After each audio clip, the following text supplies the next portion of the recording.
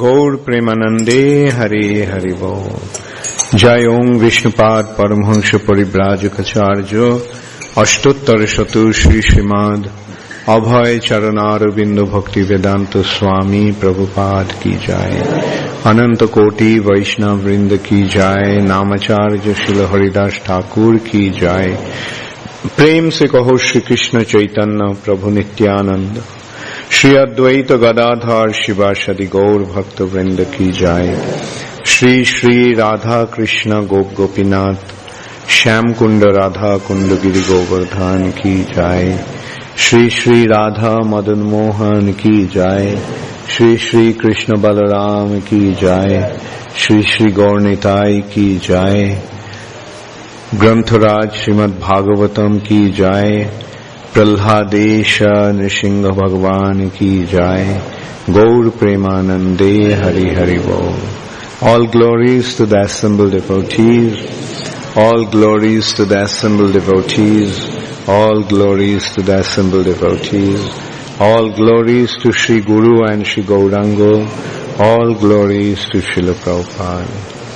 Namo Om Vishnupadaya Krishna Pristhaya Bhutale Srimate Bhakti Vedanta Swami Niti Namine. Namaste Saraswati Deve Gauravani Pracharine Nirvishesha Shunnavadi Paschatadi Shutarine. Srila Prabhupada ki.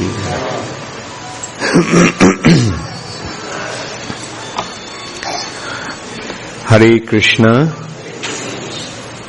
So, because of Nrisimha's appearance, yesterday we had been discussing about Nrisimha's appearance from Srimad Bhagavatam. How many of you were not here yesterday? Please raise your hand. Okay. So, I'll just briefly tell you what we discussed yesterday. Nrisimha appeared to protect Prahlad Maharaj. Nrisimha is actually the angry mood of the Lord. The Lord has different moods, and according to his moods and according to his pastimes, he assumes different forms. So this form is the angry mood. But this anger of the Lord is for whom? Those who are atheistic, mainly those who trouble the devotees. A beautiful example for that is Prahlad Maharaj became a devotee of Krishna. And his father started to trouble him because he became a devotee of Krishna. His father was the king of the demons, Daitas, king, leader of all the Daitas, Hiranyakashipu. And when he saw that Prahlad became a devotee of Krishna, and when he saw that Prahlad was not going to give up his surrender and submission to Krishna, then Hiranyakashipu decided to kill him. And he ordered his soldiers, his bodyguards, to kill Prahlad, a 5-year-old boy. But when they tried to kill him, cut him, or pierce his body with spears, they couldn't do anything. Before they could even touch his body, all the weapons broke into pieces. Then Prahlad was thrown in the pit of venomous snakes. And the snakes were biting Prahlad. Nothing happened to Prahlad. Prahlad was put under the feet of the wild elephant. But the elephant, instead of trampling Prahlad, saluted Prahlad. Then they tried to burn him in fire, not just a small little fire. A mountain-like fire was created, and Prahlad was thrown in that fire. Nothing happened. Prahlad was put in the boiling pot of oil. Nothing happened to Prahlad. Prahlad was thrown from the tip of from a mountain cliff. Nothing happened to Prahlad. Prahlad was thrown in the ocean and buried with the mountain peaks. Broken, Asuras, the Daityas broke the mountain tops and were throwing to bury Prahlad underwater. Nothing happened. So in spite of trying to kill Prahlad in so many ways, when Hiranyakashipu did not succeed, then he asked Prahlad, where are you getting this strength from? Where are you getting this power from? So that is the verse we discussed yesterday. When Hiranyakashipu asked, where are you getting the strength from? Then Prahlad's answer was, Prahlad Maharaj said, my dear king, the source of my strength, of which you are asking, is also the source of yours. Where you are getting your strength from is coming from the same personality. Not only you, the original source of all kinds of strength is one. He is not only your strength or mine, but the only strength for everyone. Without him, no one can get any strength. Whether moving or not moving, superior or inferior, everyone, including Lord Brahma, is controlled by the strength of the Supreme Personality of Godhead. So in this way, when Prahlad answered, then Hiranyakashipu became so angry. Hiranyakashipu replied, you rascal, you are trying to minimize my value? Hiranyakashipu used to think that he is the greatest. Actually, he became the greatest in the universe. He defeated all the devas, Indra, Chandra, Varun, and he subdued them, and they all were afraid of him. So much so that just by hearing his name they used to tremble with fear. And when he got angry, then all three planetary systems, upper, lower and middle planetary systems, started to also shake and tremble with fear. So he was so powerful. And he became powerful because he received some boon from Lord Brahma. Hiranyakashipu tried to take revenge of his brother's death. Hiranyakashipu had a brother, his name was Hiranyaksha. So this Hiranyaksha was killed by Hari, Krishna. And when the news came, then Hiranyakashipu decided to take revenge. He said, you killed my brother, I will kill you. Just the way people do in this material nature. Want to take revenge. But he didn't know who Krishna was.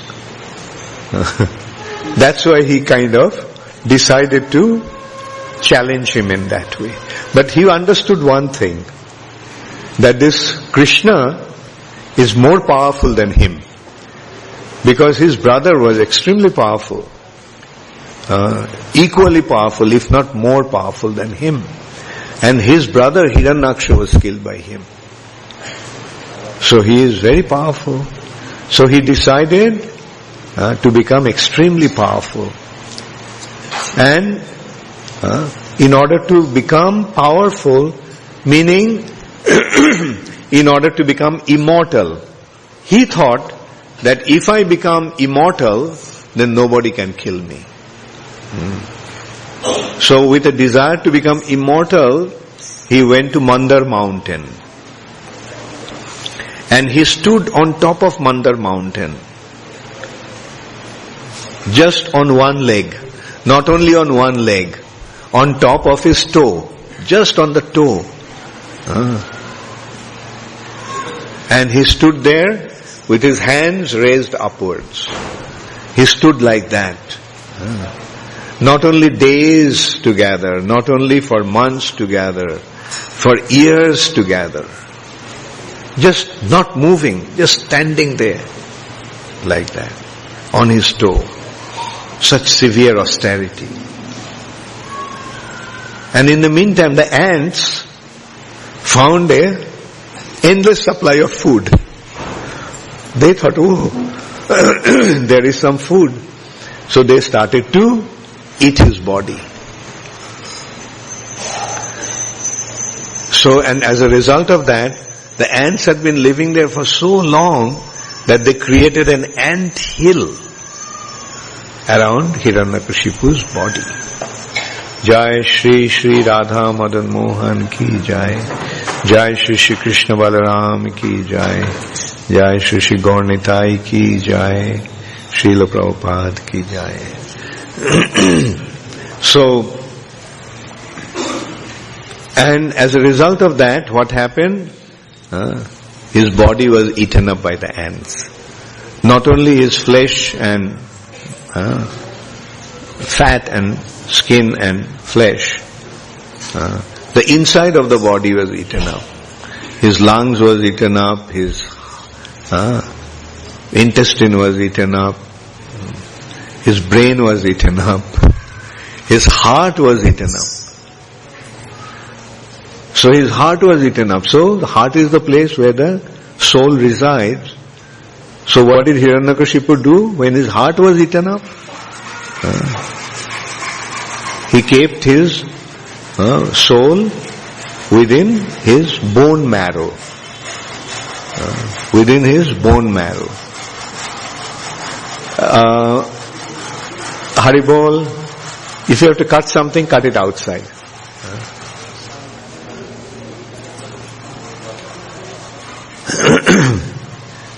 So I know you have to make the arrangement for Abhishek.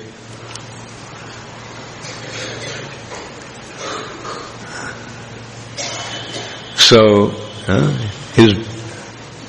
this is how severely he was performing his austerity. His soul was within the bone marrow. Inside the bone, there is the bone marrow.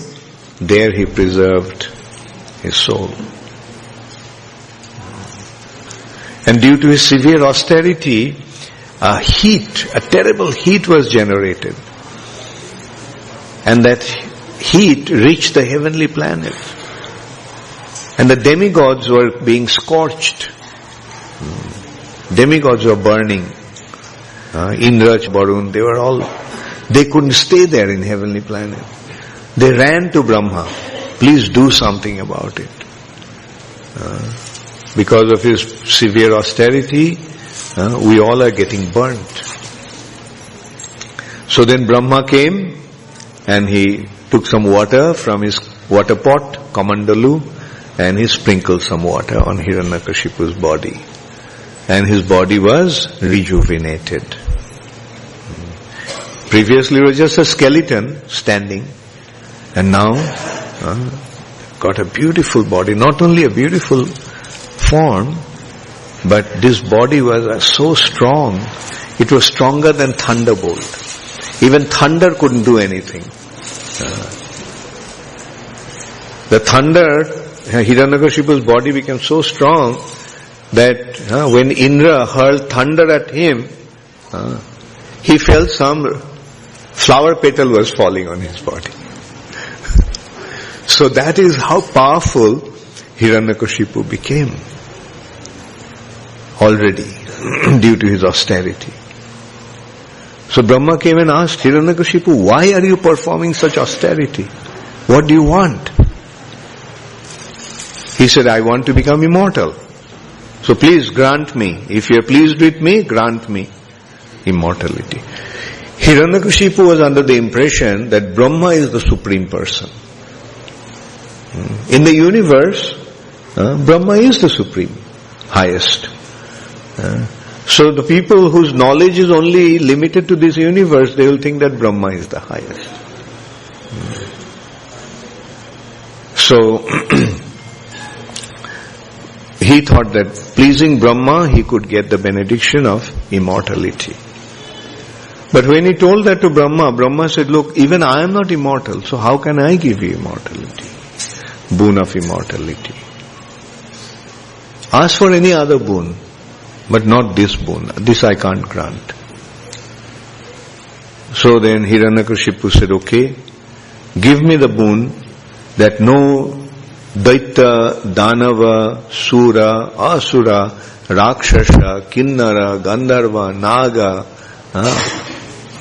Manushya, Jantava can kill me. No demigod, no Danav, no Daitya, Rakshasa, Asura, Sura, human being, animal, nobody will be able to kill him. So Hiranyakashipu, then Brahma said, okay, this boon I can grant. Then he said, give me the boon that no weapon can kill me. I can't be killed by any weapon. He said, this boon I also can give you. So give me the boon that I won't be killed on the sky, on the land, or in water. He said, fine, that boon also I can give you. Give me the boon that I will not be killed during the day or the night. Fine, I can give you this boon also. Give me the boon that I won't be killed within the room or within the house or outside the house. I can give you that boon. So now he became almost immortal. Nobody can kill him, no weapon can kill him, he won't be killed during the day, he won't be killed at night, he won't be killed inside the room, he won't be killed outside the room, he won't be killed during the day or night. And he won't be killed by any weapon. So he became so powerful. So although he became so powerful, but his son Prahlad became a devotee. Prahlad received the mercy of Narad Muni. When Hiranyakashipu was away, the demigods arrested his wife Kayadhu. At that time Kayadhu was pregnant. So he suggested, demigods thought that she must be carrying a demon in her womb. So we'll take her and put her in prison, and then when she gives birth to the child, we'll kill the child. So when they were taking Kayadhu, Narad Muni appeared there. Narad Muni said, why are you taking this woman with you? Why are you torturing this woman, troubling this woman? Because in Vedic culture, women should never be troubled. Women should be protected but never troubled. When one troubles women, one loses all his piety, good fortune. So when the demigods told that they actually arrested her because she is pregnant and she is going to give birth to a demon. So Narad Muni said, no. The child in her womb is a great devotee, he is not a demon. So let her go. So now Kayadhu didn't have any place to go. So Narad Muni gave her the shelter at his ashram. And in his ashram, when Narad Muni used to instruct his mother, Prahlad's mother, sitting in the womb of his mother, Prahlad used to hear Narad Muni's instructions. And this is how Prahlad became a devotee. Even before his birth, he became a devotee.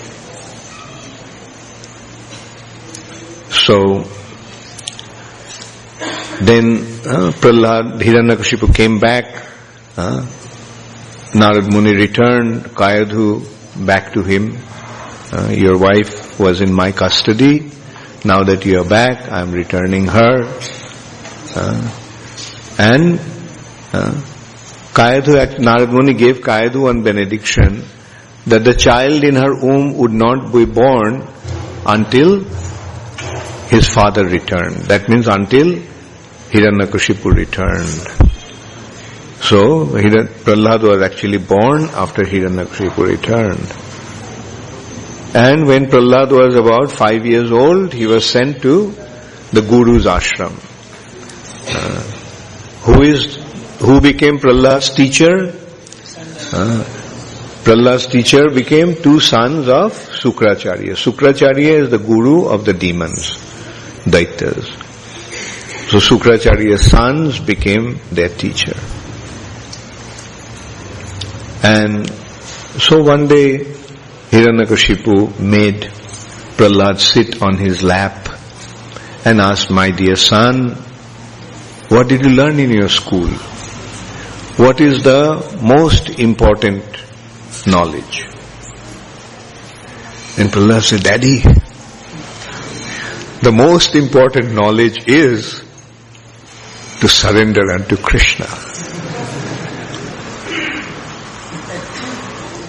Hiranyakashipu, just by hearing that, became so angry that he started to roar like a lion.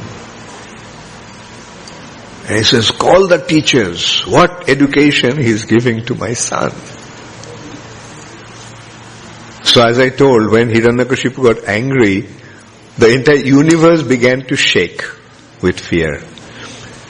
So when Shanda and Amarka came in front of him, you can well imagine their condition. And it has been described, they were shaking like a dry leaf in a storm. So then Hiranyakashipu asked, what kind of education you are giving to my son?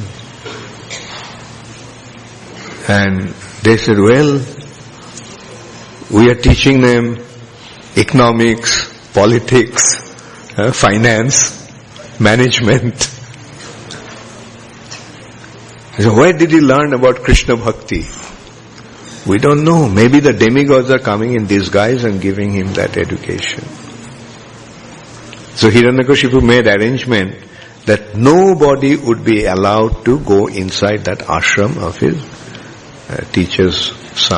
son's teachers. Not even a bird could enter there. It was so well protected. Then still after a few days, when Hiranyakashipu got Prahlad and asked him, what is the most important instruction he learned? He repeated the same thing. The Supreme Personality of Godhead, who is the shelter of everyone, to take his shelter is the goal of life. So Hiranyakashipu became so angry. He started saying that this is Kulangar. Kul-angar. Kul means the family line. The family. For a king it's a dynasty. Angar means fire. The fire burns. So he considered that this child is going to burn the entire family line. So he decided to kill him. But no matter in how many ways he tried to kill Prahlad, he could not. So then when he asked, So you are saying Hari is the source of all power. So where is your Hari? Where is your Krishna? Prahlad said, He's everywhere. He's even in your heart. But you are so unfortunate that you can't see Him. He's in everyone's heart. He is there in everywhere. So Hiranyakashipu asked, is He in this pillar? Because that's the last place he thought that anyone could be. Isn't it? Can somebody be in a pillar? But Prahlad replied, yes, He's there also. So Hiranyakashipu was so angry that he struck the pillar with his fist. And the pillar broke. It was so powerful. Massive pillar supporting the roof of the assembly hall where thousands of people can assemble. Huge high pillar and broke. And then he heard a terrible sound. The sound was so terrible that it seemed that the entire universe was trembling. He couldn't figure out where the sound is coming, so he looked here and there. But then he saw a wonderful form, a unique form coming out from the pillar. The form is of Nrisimha, half lion, the head of a lion and the body of a man. So immediately Hiranyakashipu attacked him. He pulled out his sword and attacked. And a lot of a conflict, a fight ensued between two of them. They practically fought for the whole day, throughout the day. Hiranyakashipu was very powerful, and the Lord also was more powerful. But sometimes a more powerful opponent play around with a weaker opponent. So he was playing like that. And then finally, when it was the evening, the day is now turning into night. Sandhi, this is called Sandhya, right? Evening. What is the Sanskrit word or Hindi word or Bengali word? Sandha. It's coming from Sandhi, conjunction, joining. The day is turning into night. At that time, the Lord picked him up, picked Hiranyakashipu, placed him on his lap, and he was sitting at the door of the frame of the door. He was sitting there, placed Hiranyakashipu. And with his nails he tore open Hiranyakashipu's body. Tabakara kamalavare nakham adbhuta shringam dalita Hiranyakashipu tanu bhringam. With the nails of your lotus-like hand, kara kamala nakham adbhuta shringam. And what was Hiranyakashipu's body like? Tanu means body. His body was like bhringam. Bhringam means a wasp. Insect. What is the wasp body like? Very soft. So Hiranyakashipu's body, that was as strong that even thunder could not do anything to that body. The Lord with his nails tore open that body. He pulled out his intestine. and he wrapped the intestine around his neck like a garland. And he threw away the heart. And then he threw away the body of Hiranyakashipu. Now see, Hiranyakashipu had the boon from Lord Brahma that he won't be killed by any man or any animal or anybody. So the Lord appeared as Nrisimha Dev. Neither a man nor an animal. Is he an animal or a man? He won't be killed by any weapon. So what he used? He used his nail. No weapon, just nails. Is a nail a weapon? No. He won't be killed in sky or land or water.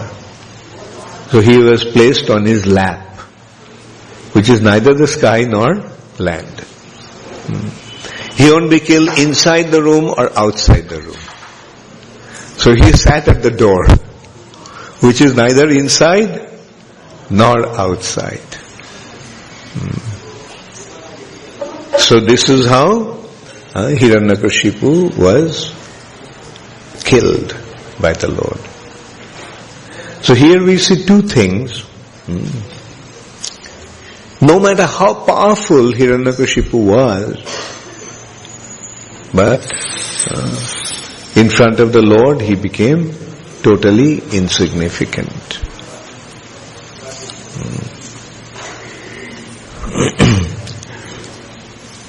No matter what kind of arrangements he made to become immortal, the Lord could undo all those arrangements.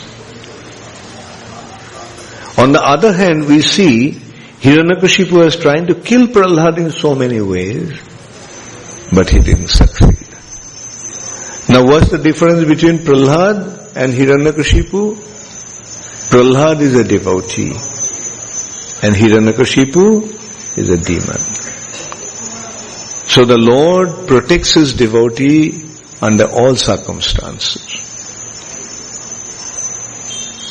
And the demon, no matter how powerful the demon may be, the Lord can annihilate him. And so that is the lesson that we learn from these pastimes. So after hearing these pastimes or after understanding this wonderful act of the Lord, what do we learn? Should we become inimical towards the Lord, or should we become? Who wants to become inimical towards the Lord? Who wants to become submissive to the Lord? Very good. Yeah, simple lesson, but very valuable. Because when you surrender to the Lord gives you all protection. Therefore the Lord is Bhakta Vatsal. He protects his devotees. But Duskritina, those who are inimical towards him, those who are atheistic, those who don't believe his existence and do not want to surrender unto him, for them the Lord appears as death personified. Mrittur namamaha. To those who are inimical towards him, he is death personified. So, okay, we can just go through the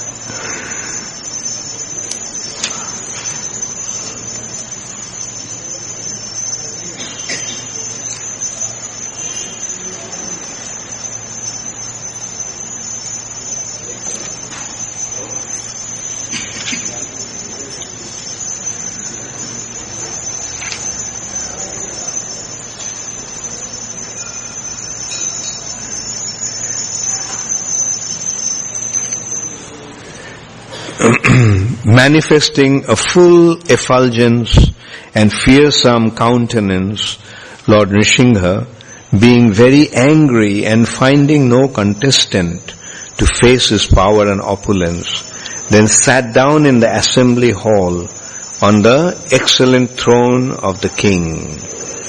Because of fear and obedience, no one could come forward to serve the Lord directly.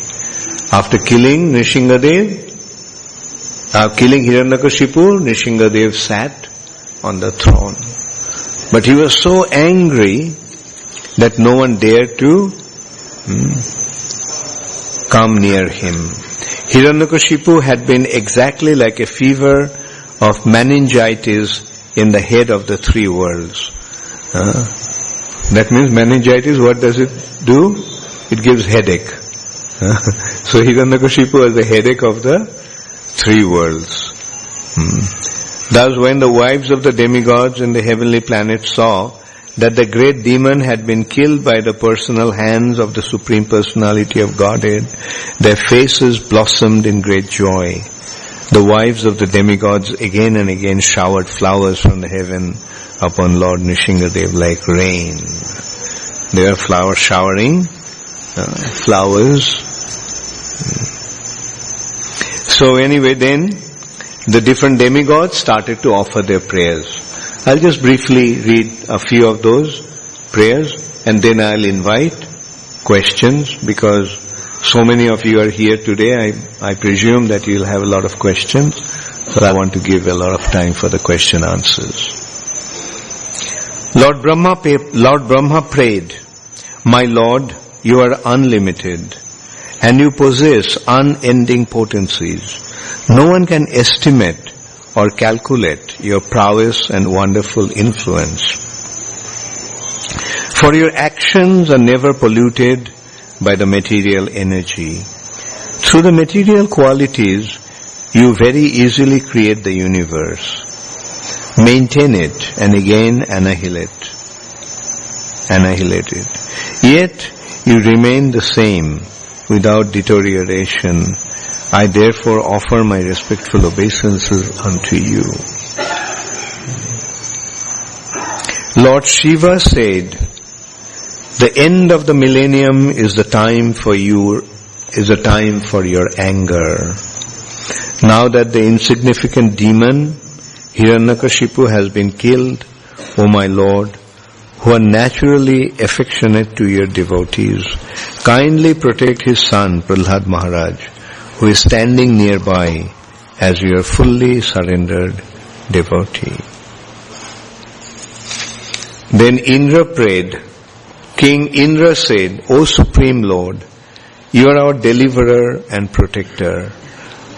Our shares of sacrifices, which are actually yours, have been recovered from the demon by you. Because the demoniac king Hiranyakashipu is most fearsome, our hearts, which are your permanent abode, were all overtaken by him. Now by your presence, the gloom and darkness in our hearts have been dissipated. O Lord, for those who are always engaged in your service, which is more exalted than liberation, all material opulence is insignificance. They do not even care for liberation, not to what to speak of the benefits of Kam, Artha and Dharma." So this is how the demigods started to offer their prayers. Like Indra offered his prayer, Rudra, Lord Shiva offered his prayer, Indra offered his prayer. In this way, through their prayers, we can get to see who is Lord Nrisimhadev. Sri Sri Nrisimha Bhagavan ki Jai. Sri Sri Prahlad Maharaj ki Jai. Jagat Guru Srila Prabhupada ki Jai. Gaur Premanande Hari. Does anybody have any question? It's all right. originally they were spiritual giant. So when they came down on this earthly planet in each and every age, and they were killed by Lord. So did they march into Brahmajyoti like, after killing, or they went back to God? No, they were in Brahmajyoti. After being killed, they remained in Brahmajyoti. Then again they came back in Treta Yuga as Ravan and Kumbhakarna. Then again being killed by the Lord, they went back to Brahmajyoti, and then they again came back as Shishupal and Dantavakra. So, Asura Harina Hata. The Asuras being killed by the Lord achieved Brahma Sajujya. So that's what they achieved. They achieved Brahma Sajujya. Okay, well, I can hear your question. If anybody has a question, Rashbihari Krishna, you can, let me answer his question and then I'll go to you. I was talking, in the lecture he said that there are many Krishna and we want to go to Yashoda, Nanda and Krishna. Yeah. So, can you please elaborate something on many Krishna? Okay. I understand there are many incarnations of Krishna, but... No, Krishna also has 3 aspects. Or rather, first there are 2 aspects.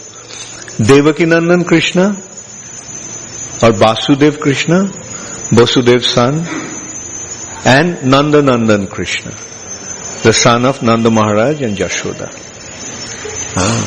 Krishna Anna Jadu Sambhuta, the one who is born as in the Jadu dynasty is another Krishna.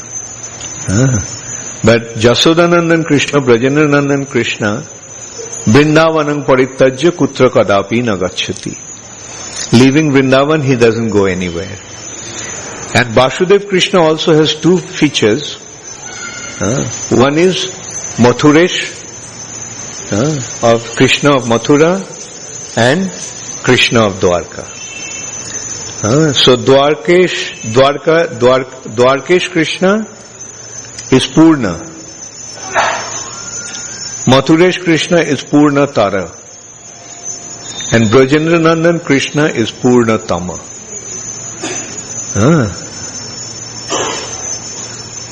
So, in that way, Krishna also has 3 aspects. That's Krishna. Yes, Rashbihari Krishna. Sir, I understand that in different material universes, Brahma has different level of consciousness. Like he can, our Brahma having some from a nature to feel the devotion of the Lord. As a pure devotee, I don't understand how he can still have given such a boon for anything. He can have what? What Brahma?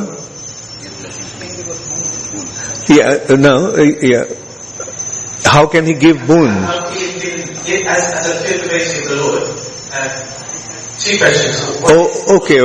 Okay, I got it. Is he always thinking of Krishna and then forgetting Krishna? And as such, how can he give such a boon to him?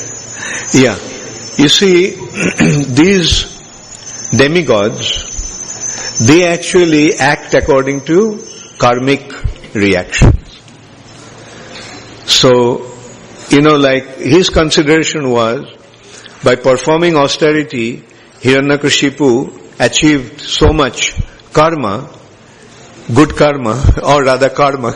So in return of that karma, he is entitled to get these desires fulfilled.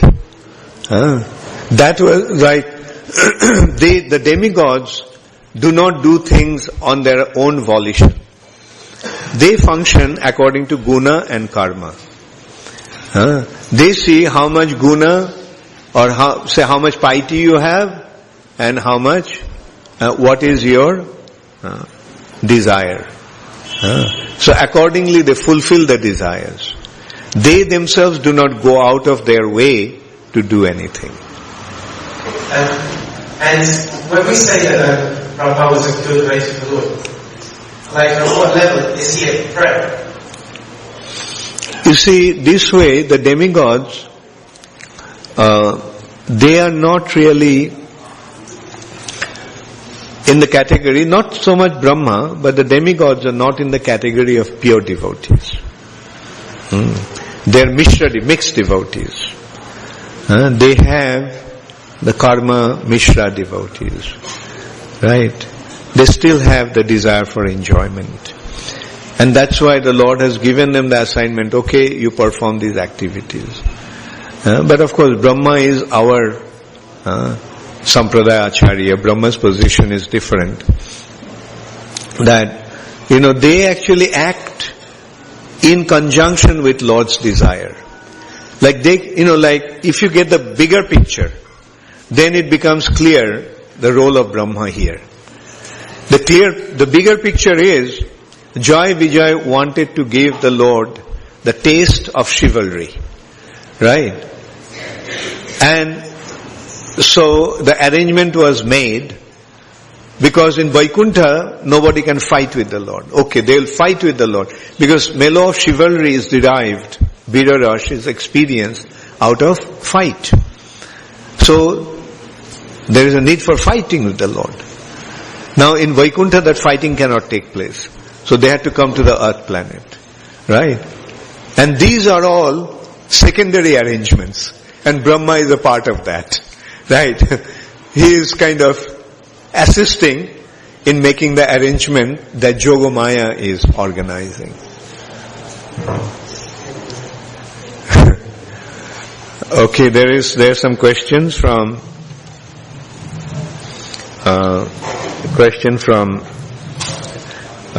the internet. Looking at the light, I became blind. Okay. Hare Krishna Dandavat Maharaj. This question is from Phoenix. Dasanudas.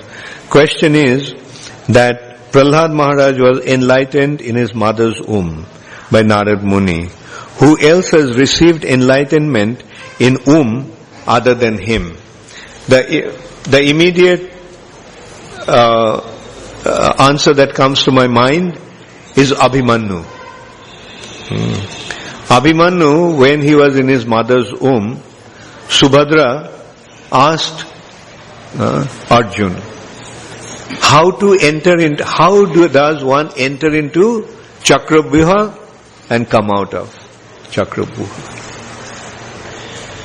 And when Arjun was telling Subhadra, Subhadra heard up to how to enter into Chakravyuha. But then she fell asleep. And because she fell asleep, because she could not hear, Abhimanyu in the womb of his mother also could not hear. So Abhimanyu knew how to enter into Chakravyuha, but he didn't know how to come out of the Chakravyuha. So there are examples like that. Yes? Okay, I'll take your question first. Yeah. One of the shlokas Prabhupada translates Vedanta as Brahma, Vishnu and Mahesh. But they also come to offer respect. Yeah. Yeah. But in the purport he quotes Jiva Goswami saying that it was not Brahma, Vishnu and Mahesh that never came. So can it first enlighten it? And also, why did it go to Narada? Narada Muni was also used to come to offer respects to Hiranyaksha. Well, Brahma, Vishnu and Mahesh's roles are far superior. Like here we see, Hiranyakashipu was praying to Brahma. Brahma is his grandfather, right? So that way, he has respect for Brahma. So is with Lord Shiva. And of course, like, they don't really fall in the category of the demigods. The demigods were actually afraid of Hiranyakashipu, not Brahma, Vishnu and Mahesh. And the other question that you had is Narad Muni. You see, Narad, like a devotee, just goes along with the Lord's pastimes. Right? devotees like Narad Muni derive great pleasure watching the Lord's pastimes. Right? And sometimes they accelerate the pastimes. For example, when the firstborn was taken to Kamsa, Devaki's firstborn was taken to Kamsa, then Kamsa decided not to kill him. Kamsa felt that, my fear is from the 8th child. But with the first one I don't have to, so, he said, you take him back, told Vasudeva. But then we see that Narad Muni came to Kamsa and started to advise, don't trust. 8 from which count? Front back or back front? And then Kamsa killed that child. So apparently it seems that why did Narad Muni do that? Devaki's firstborn baby, due to Kamsa, Narad Muni's provocation, Kamsa killed. So the background of that incident is, the demigods approached Narad Muni. Narad Muni, please accelerate Krishna's appearance. Now, the consideration was, if the child survived, then for the mother it will take long time to conceive for the second time. Right? Therefore, it is better that get rid of this child as soon as possible, so that Devaki will get pregnant quickly. So in this way, the arrangement was made that one after another, the six children would be killed. Okay, the other thing is, when Krishna decided to come as the 8th child, the arrangement was these Sadgarbhas, there are 6 demons, 6 sons of Hiranyakashipu actually. They were cursed by him. Not Hiranyakashipu. 6 sons of Kalnemi. That they'll be killed by, Kamsa cursed them, that you'll be killed by your own father. So Kalnemi actually came as Kamsa. And 6 children, Sadgarbhas, appeared as their child and killed by Kamsa. So when we see the broader picture, then things become more clear. So here we can see Narad Muni's role. Narad Muni was not really in alliance with the demons. He is just playing a neutral part to enhance the Lord's pastimes.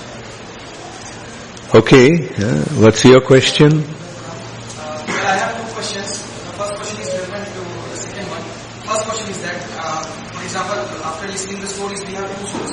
One for Prahlad Maharaj, and the next one is the Hiranyaksha or Hiranyakashipu. Okay, now we have 3 souls. So our 3? We have 3 souls now. 3 souls. Okay. These are coming from the Supreme Personality of Godhead. Now the question is that our karmas, our deeds are arbitrary to ourselves. Means whatever we want, we can do. Either bhakti or, the bhog and the different bad things.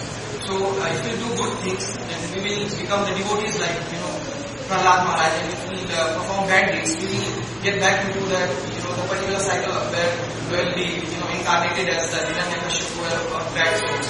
So now this is the first question. Now next question. So what is the question? I didn't understand. No, what is the question? My question is that the souls. The same soul first incarnated in the Okay, if he acts in the right way, he will become a devotee. If he acts in the wrong way, he'll become a demon. So what is the question here? My question is that the same soul, not taking the example of Prahlad Maharaj, but an ordinary soul, the same soul can become a devotee and the same soul can become a demon. Is it possible? The question is, what do you want to become? It is the living entity has the free will. He can decide for himself what he wants to be. Actually the goal of life is to become a devotee of Krishna. When one becomes a devotee of Krishna, then he goes back to the spiritual world. Those guards, they were the guards of the Lord. So directly in contact with the Lord, and they became... Yeah, that is, their case is little different. They actually wanted to give the Lord the taste of Vira Ras,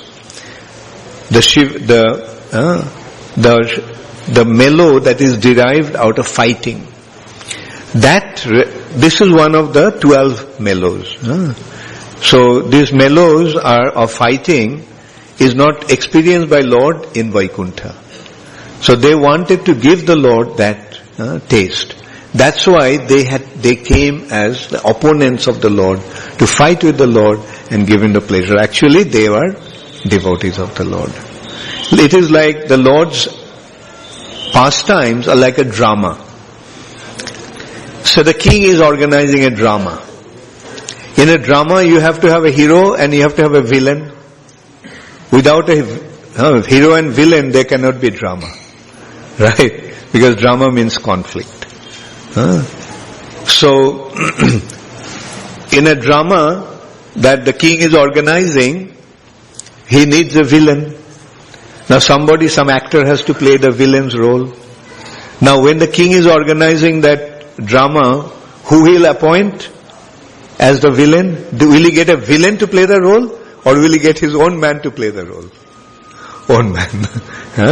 So Lord's pastimes are enacted with his own devotees. In this way. So, but it's a drama. Okay, ask, but short. I heard from a devotee that in the ancient times, those who were doing bad deeds, they were told to stay reside outside the outskirts of India. Outside of? Outskirts of the India. This Sanatana Bhumi, outskirts of this Bhumi. So are these souls used different religions? In other ages, the question is that I have been told that those who are bad souls, they stay out of India. They don't get a chance to be born in India. For example, those who are born in different religions, they don't know even the concept of the Supreme Personality of Godhead. So are we in the first row or are they in the second? Okay, I got your point, so I am giving the answer. That is, in other ages, people take birth according to their nature in specific places.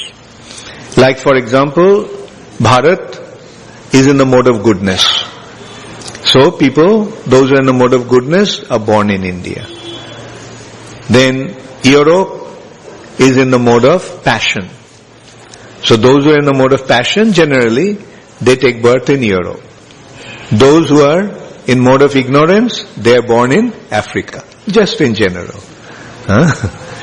So these are the three continents affected by three modes of nature. But in Kali Yuga, everything turns upside down. In Kali Yuga, this principle is not observed. In Kali Yuga, everything upside down. So much so that it has been described that in Kali Yuga, the lamps will burn with the wicks pointing downwards. Right? दिया जब जलता है तो Vicks कैसी रहती है? ऐसा रहती है. बल्कि कली युग में विक्स ऐसी हो जाएगी. And to look at the lamps, bulbs.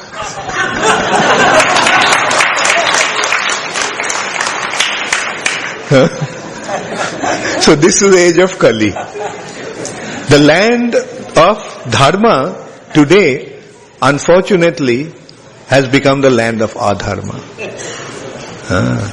Therefore, Prabhupada had to go to America to preach and make the whole world Krishna conscious. Right? From India, Prabhupada didn't get any response. Prabhupada had to go out of India to spread Krishna consciousness. But now, fortunately, people in India also are accepting Krishna consciousness. So this is how Kali's effect will become countered. Alright? Okay, it's already 9 o'clock. I'll take the last question and No, this is the last question, not now. Huh? Yeah.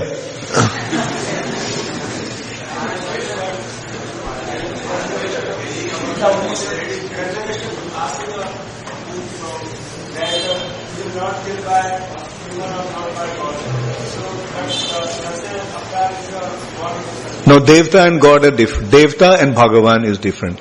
Nrisimha is Bhagavan. Indra is Devta. So there is a difference. Okay, I'll take the last question. Who had the hands up there? Yeah, okay. Can you stand up and say? When Lord Nrisimha was extremely angry, even Mahajan Lord Brahma tried to pacify him. But what was the setting for it was Lord Prahlad Maharaj that Nrisimha was pacified? Was it faith or was it surrender? So this actually is proving that Prahlad, because the Lord came to protect him, he was not afraid of the Lord. Right? And that is his quality. He had complete faith in the Lord. And that faith is, whether you kill me or whether you keep me, it's up to you. That is actually the essence of surrender. Kill me or keep me, it's up to you. That is the quality that Prahlad Maharaj displayed. Oh, I see there are two more questions. One is from Ujjain, Saurabh K. Rai. Anyway, probably someone is watching from his home. Hare Krishna Maharaj, kindly accept my humble obeisances. Question is that Krishna and Lord Nrisimha are same personality. So why we need to worship different deity forms in temple? Your servant Manjit from Mayapur base, Bhopal. Okay, we have been discussing about that the Lord, you see, Krishna is the Supreme Personality of Godhead who is enjoying with his devotees. But in order to become a devotee, one needs the mercy of Nrisimha Dev, so that all the difficulties in the path of his devotion can be removed. So that's why this aspect of Nrisimha Dev is removing the obstacles from the path of devotion. So in order to approach Krishna, the devotion that we need, we pray to Lord Nrisimha Dev that we can receive that devotion. This one is from Bhopal, Deepesh Baghel. Hare Krishna Guru Maharaj, Dandavat Pranam. What is the unique position of Lord Nrisimha Dev for Gaudiya Vaishnavas and specifically for us, as we primarily worship Radha Krishna and Gaur Nitai? Okay, it's the same question actually. You see, the Gaudiya Vaishnavas, we are devotees of Radha Krishna. But in order to approach Radha Krishna, we have to develop devotion. Because that we are Gaudiya Vaishnava, that doesn't mean that we have access to Radha Krishna. We have to become qualified. Right? We are getting an opportunity to become a devotee of Radha Krishna, but we haven't become a devotee of Radha Krishna. In order to become a devotee of Radha Krishna, we have to develop devotion. So that devotion, we have practicing stage and perfected stage. Sadhana bhakti and Suddha bhakti. So, at the sadhana stage, when we are practicing, then we need the mercy of Nrisimha Dev so that the impediments from the path of devotion is removed. Okay, thank you all very much. All glories to Srila Prabhupada.